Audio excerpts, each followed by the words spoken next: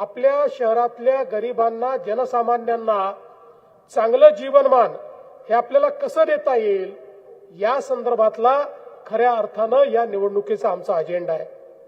आपण बघा, आज जर आपण महाराष्ट्राचा विचार केला तर महाराष्ट्रामध्ये अर्धा महाराष्ट्र 6.5 कोटी लोक हे महाराष्ट्राच्या 40,000 गावांमध्ये राहतात आणि तेवढेच 6.5 कोटी लोक भद्रावती सारख्या 400 शहरांमध्ये राहतात। म्हणजे अर्धी जनता 40,000 गावांमध्ये तर अर्धी जनता 400 शहरांमध्ये राहते। या 400 शहरांचा चेहरा जर आपण बदलला, इथे जर मूलभूत सोयी आपण दिल्या, इथल्या लोकांचं अन्न, वस्त्र, निवारा, शिक्षण, आरोग्य, रोजगाराचा प्रश्न हा जर आपण त्या ठिकाणी सोडवला तर एक मोठा बदल या महाराष्ट्रातल्या समाज जीवनामध्ये आपण घडवू शकतो। ज्यावेळी आपला देश स्वतंत्र झाला, या देशामध्ये राज्यकर्त्यांचं एक नियोजनाची दिशा होती आणि ती योग्य देखील होती। लोक म्हणायचे भारत हा गावांमध्ये राहतो, गावाचा विकास हाच भारताचा विकास। आणि म्हणून 50-60 वर्ष आपण केवळ गावांकडे लक्ष दिलं, पण त्यावेळी आपल्या हे लक्षात आलं नाही की शहरांमध्ये लोक राहतात, शहरं वाढतायत, अन्न, वस्त्र, निवारा, शिक्षण, आरोग्य, रोजगाराच्या संधी असल्यामुळे शहरामध्ये लोक गावातनं जात आहेत आणि मग लोक जात होती, पण नियोजन नसल्यामुळे शहराची अवस्था काय झाली, लोकांना राहायला जागा नव्हती, मग अतिक्रमण झाली, झोपडपट्ट्या तयार झाल्या, त्या ठिकाणी लोक वाढल्यामुळे पिण्याच्या पाण्याची समस्या निर्माण झाली, मोठ्या प्रमाणात घनकचरा तयार झाला, त्या कचऱ्यावर प्रक्रिया न झाल्यामुळे तो तिथेच सडताना आपल्याला पाहायला मिळाला, नाल्या लोकांनी काढल्या, त्या नाल्यातनं मैला व्हायला लागला, भुयारी गटार नसल्यामुळे त्या नाल्यातनं वाहणाऱ्या या गटाराच्या पाण्यामुळे डास, मच्छर, रोगराई, वास या सगळ्या गोष्टी आपल्याला होताना त्या ठिकाणी पाहायला मिळाल्या। अशा अनेक समस्यांना शहरी जीवनामध्ये लोकांना सामोरं जावं लागलं। देशामध्ये पहिल्यांदा 2014ला ज्यावेळेस माननीय प्रधानमंत्री मोदीजी हे निवडून आले आणि ते प्रधानमंत्री झाले, त्यावेळी मोदीजींनी सांगितलं आपल्याला गावांकडे तर लक्ष द्यायचंच आहे, पण आपल्याला शहरांकडेही लक्ष द्यावं लागेल। मोदीजी म्हणाले देशाचा 65% GDP हा शहरांमध्ये तयार होतो। वस्तूंची निर्मिती, सेवांची निर्मिती, रोजगाराची निर्मिती, शिक्षण, आरोग्य या सगळ्या गोष्टींकरता आपल्या शहरांकडे लोक जातात आणि म्हणून आपल्याला आपली शहरेही चांगली केली पाहिजेत।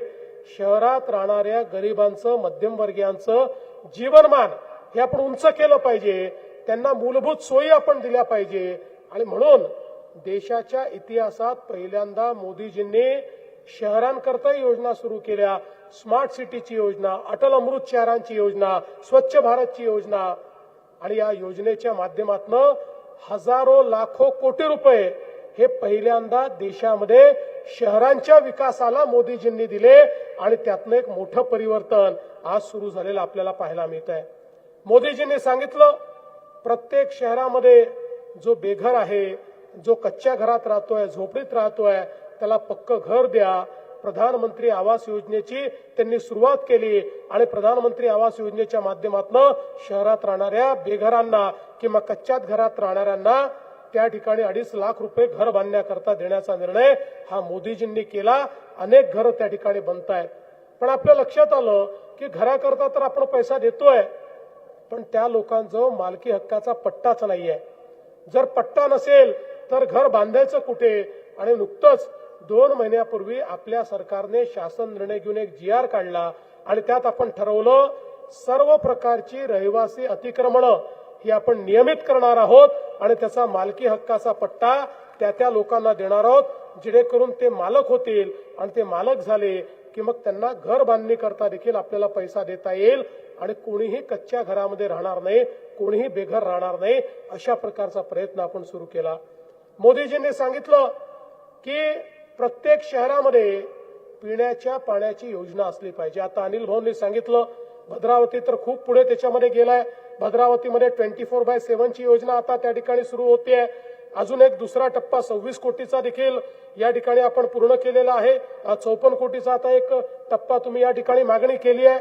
काळजी करू नका, या निवडणुकीनंतर हा तुमचा जो 54 कोटी रुपयाचा टप्पा आहे त्यालाही राज्य सरकार निधी उपलब्ध करून देईल आणि या शहराला पूर्णपणे पाण्याकरता आपण स्वयंपूर्ण केल्याशिवाय राहणार नाही। आज आपण पाहू शकतो मोठ्या प्रमाणात प्रत्येक घरापर्यंत शुद्ध पिण्याचं पाणी गेलं पाहिजे, हा आपला अजेंडा आहे।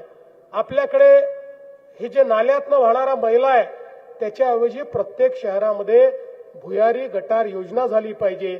त्या भुयारी गटारातनं वाहून येणारं जे गटाराचं पाणी आहे त्याच्यावर प्रक्रिया झाली पाहिजे, त्यातला मैला वेगळा होऊन त्यातनं खत निर्माण झालं पाहिजे, त्यातलं शुद्ध पाणी त्या ठिकाणी आपण नदीमध्ये नाल्यांमध्ये सोडलं पाहिजे। अशा प्रकारची योजना या महाराष्ट्रातल्या 200 शहरात आपण सुरू केली आहे। इतरही शहरांमध्ये ती आपल्याला आता या 5 वर्षामध्ये पूर्ण करायची आहे।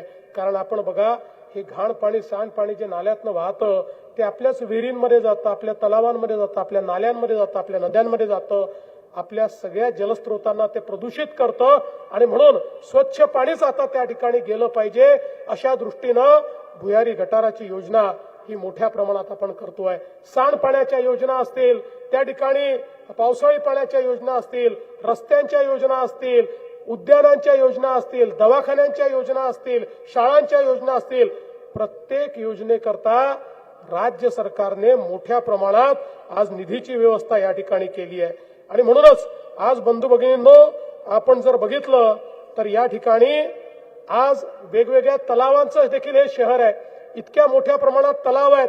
आमच्या करण भाऊंनी तलावांकरता देखील मोठ्या प्रमाणात त्या ठिकाणी पैसा दिलाय। लेंडाळा तलावासाठी 17 कोटी दिले आहेत। आता डोलारा तलावाकरता, गौराळा तलावाकरता या ठिकाणी 2 प्रस्ताव आपण पाठवलेले आहेत। आमचे अनिल भाऊ निवडून आल्यानंतर आणि नगरपालिका आपली हाती आल्यानंतर याही तलावांच्या प्रस्तावांना त्या ठिकाणी आपण मान्यता देऊ।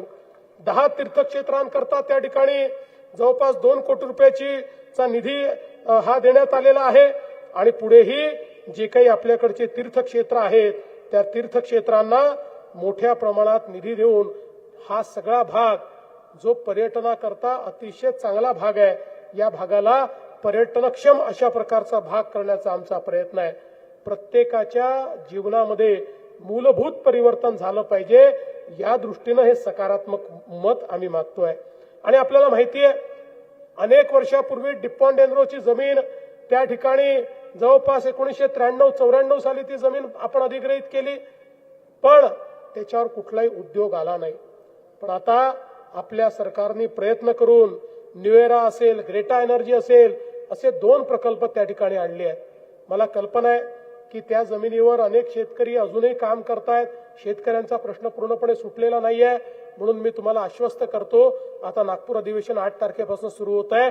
अधिवेशनाच्या काळात शेतकऱ्यांच्या प्रश्नावर मी बैठक बोलवीन, शेतकऱ्याचा प्रश्न देखील आपण सोडवू। पण त्याच वेळी या 2 उद्योगांमुळे आपल्या भद्रावती आणि वरोरा जो परिसर आहे या परिसराचा कायापालट होणार आहे। एक नवीन औद्योगिक अशा प्रकारची अर्थव्यवस्था या ठिकाणी तयार होणार आहे आणि आपल्या तरुणाईच्या हाताला मोठ्या प्रमाणात रोजगार या 2 प्रकल्पांच्या माध्यमातून या ठिकाणी मिळणार आहे। आणि एवढंच नाही तर आता या 2 प्रकल्पांनंतर अजून 2 प्रकल्पांशी आमचं बोलणं चाललेलं आहे, त्यांनाही आपण या भागामध्ये आणणार आहोत। मोठ्या प्रमाणात उद्योग आल्यामुळे आमच्या सगळ्या या भागाचं चित्र बदलण्याचं काम आम्ही करतो। बंधू भगिनींनो आपल्याला कल्पना आहे आम्ही भाषण करून निघून जाणारे लोक नाही आहोत।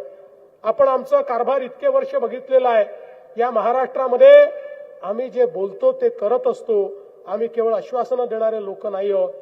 आपल्या आशीर्वादाने इतका मोठा विजय 1 वर्षापूर्वी 23 नोव्हेंबरला मागचा रिझल्ट लागला आणि त्याच्यामध्ये एक न भूतो असा महाराष्ट्राच्या इतिहासातला सगळ्यात मोठा विजय आपल्या आशीर्वादाने आम्हाला मिळाला। आम्हाला विजय मिळाल्यानंतर काही लोक म्हणायला लागले आता या भाजपल्यांच्या इतक्या जागा आल्या, आता यांना कोणाची आवश्यकता नाही, हे आता लाडकी बहीण योजना बंद करतील। 1 वर्ष पूर्ण झालं, लाडकी बहीण योजना बंद झाली नाही। आणि माझ्या लाडक्या बहिणींना सांगतो जोपर्यंत तुमचा देवाभाऊ मुख्यमंत्री आहे लाडकी बहीण योजना बंद होणार नाही म्हणजे नाही। पण माझी अनिल भाऊ तुम्हाला विनंती आहे, माझ्या बहिणींना केवळ लाडकी बहीण ठेवू नका, माझ्या बहिणींना लखपती दिदी तुम्ही करा। आता लखपती दिदीचा कार्यक्रम आपण आणलेला आहे आणि मला सांगताना आनंद वाटतो गेल्या 2 वर्षामध्ये महाराष्ट्रातल्या माझ्या 50 लाख लाडक्या बहिणींना आम्ही ऑलरेडी लखपती दीदी केलेला आहे. म्हणजे वर्षाला त्या आता 1 लाखाच्या वर पैसा स्वतःच्या भरोशावर कमवता आहेत. 1 कोटीपर्यंत आकडा पुढच्या वर्षी न्यायचा आहे आणि त्याच्याही पलीकडे त्याच्या पुढच्या वर्षी न्यायचा आहे. त्यामुळे तुम्ही अतिशय चांगलं काम करता अनिल भाऊ, म्हणून माझी तुम्हाला विनंती आहे की तुम्ही आता आमच्या या बहिणींकरता हा लखपती दीदीचा कार्यक्रम राबवा. आणि वरोऱ्यामध्ये मायाताई राजूरकरांनाही माझी विनंती आहे की वरोऱ्यामधल्याही माझ्या लाडक्या बहिणींकरता हा लखपती दीदीचा कार्यक्रम तुम्ही त्या ठिकाणी राबवा. आपण बघा, दिलेली आश्वासनं आम्ही सातत्याने चालू ठेवली. शेतकऱ्यांना मोफत विजेचं आश्वासन दिलं. आजही शेतकऱ्यांना आपण मोफत वीज देतोय आणि पुढच्या वर्षीपासून तर दिवसा 12 तास मोफत वीज ही आपण शेतकऱ्यांना 365 दिवस त्या ठिकाणी देणार आहोत. आज अतिवृष्टी झाली, शेतकऱ्यांवर संकट आलं, 32,000 कोटी रुपयाचं पॅकेज आपण दिलं. आज शेतकऱ्यांच्या खात्यामध्ये थेट पैसे देण्याचं काम हे आपल्या सरकारच्या माध्यमातून होत आहे. आज आपले जे कामगार आहेत, या कामगारांना आपण मोठ्या प्रमाणात मदत करण्याचं काम आपल्या कामगार मंडळाच्या माध्यमातून करतोय. त्यांना किट देण्याचं काम, त्यांच्या मुलांच्या शिक्षणाचं काम हे आपल्या या सगळ्या योजनांच्या माध्यमातून होत आहे. आपल्याला माहिती आहे, महाराष्ट्रामध्ये आम्ही महात्मा फुले जनआरोग्य योजना सुरू केली आणि 5 लाखापर्यंतचा इलाज हा प्रत्येकाला मोफत देण्याचा निर्णय केला. आधी तर तुमचं रेशन कार्ड कुठलं आहे, तुमच्याकडे काय कागदपत्र आहे पाहिले जायचे.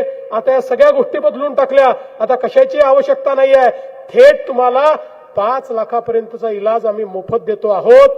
पण अनेक लोक मला भेटले, मला म्हणाले, भाऊ ठीक आहे, तुम्ही 1300 आजारांवर 5 लाखापर्यंतचा इलाज मोफत देता, पण तुमच्या पॅकेजमध्ये अनेक आजारांचा समावेशच नाहीये. जे आजार आम्हाला होतात पण आम्हाला त्याच्या ऑपरेशनला 3 लाख रुपये लागतात, 4 लाख रुपये लागतात, तुमच्या पॅकेजमध्ये नाही. मग आम्ही त्या इलाज करायचा कसा?